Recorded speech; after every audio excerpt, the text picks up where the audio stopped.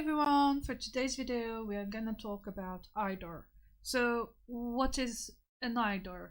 IDOR stands for Insecure Direct Object Reference, and it is a type of access control vulnerability. This type of vulnerability can occur when the web server receives user-supplied input to retrieve objects like files, data, documents, and so on.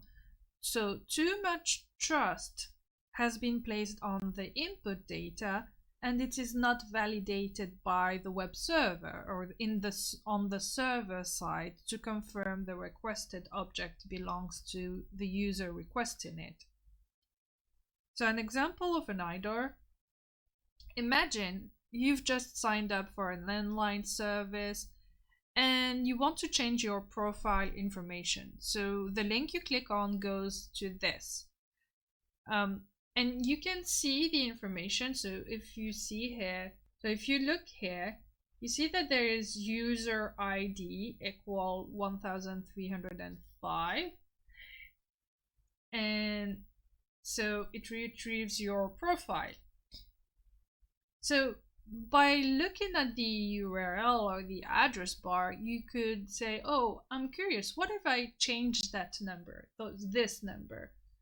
If I change it to 1000 instead of my user ID, would that let me see another user profile? And so you change it and you try. And if you get another one, that means that there is an IDOR. So ideally, there should be a check on the website to confirm that the user information belongs to the user logged requesting it. Let's try that on the exercise site that was given to us. The instruction said, check through the emails below and try and identify an URL that looks like it could potentially be vulnerable to an IDOR attack, and click on it. So let's see each one of them. Order shipped, your order number 1234, and yeah, maybe not this one. Let's see this email. No, there is nothing on it. Then there is also this. It doesn't look like there is an IDOR here. So let's try this one. And yeah, so order confirmed, thanks for your recent online order. And if you see the link, there is like the 1234 that we had here. So your order number is 1234. And on the second email, you have the 1234 here. So we get to this page. And the instruction says try changing the URL below to view order number 1000. So let's go with 1000, and here we go. So we got access to an order that's not ours. So what we saw for now are raw data, no encoding, and so on. So we can also find IDORs in encoded IDs. When passing data from a page to a page, either by post data, query strings, or cookies, web developers will often first take the raw data and encode it. So encoding change binary data into an ASCII string using A to Z lowercase, A to Z uppercase, 0 to 9, and the equal sign character for padding. The most common encoding technique on the web is base64. So you can use websites like base64decode.org to decode the string, then edit the data and re-encode it using the base64encode.org. For example, let's say you found this value in one of the submitted data to the website. So what we would do, we take this value, we decode it. So let's do that together. So here we are on the website for decoding. So let's put the string and decode it. And when we decode it, what we see is, oh, it's an ID with a number. So what we are going to do is temper this ID, change it to another number, for example 10, and then encode it again. So we are taking this and pasting it here, and here we go. Once we get the encoded value, we submit it. And if the website is vulnerable to an IDOR, we are able to access the page for that ID equal 10. So other times, instead of being encoded, IDs are hashed. So hashed IDs are a little bit more complicated to deal with than encoded ones, but they may follow a predictable pattern, such as being the hashed version of an integer value. So let's take, for example, this ID, so ID number 1 to 123. If we were using the MD5 hash function, this is the value that we'll get.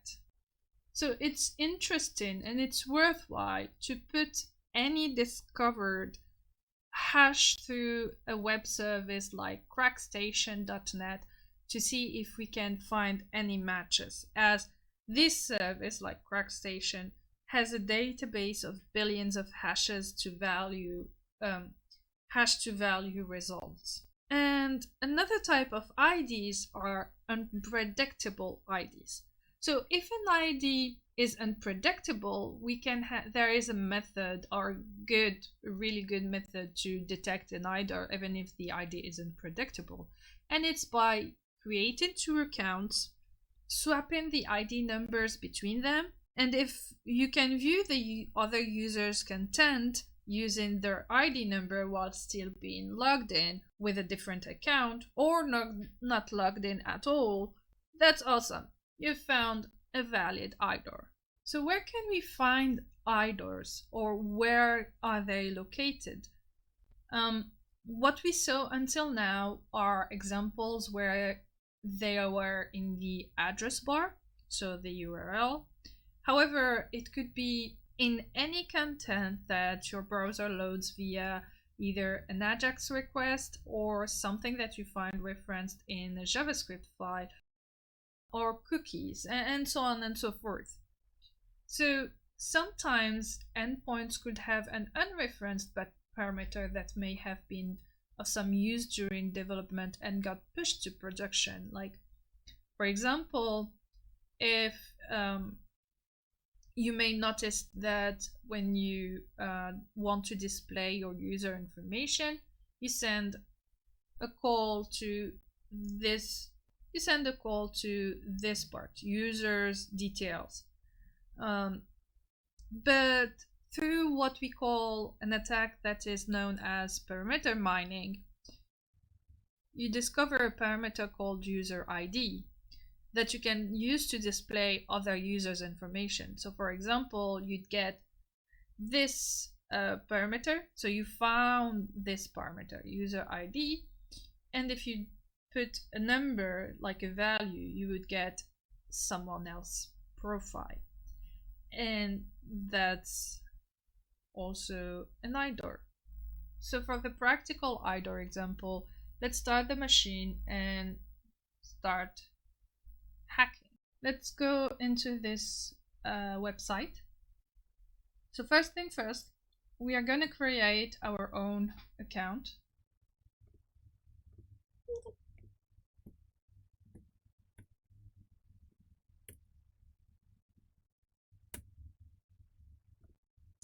So once our account is created, what I'm going to do is try to look at different things. So while having also this open.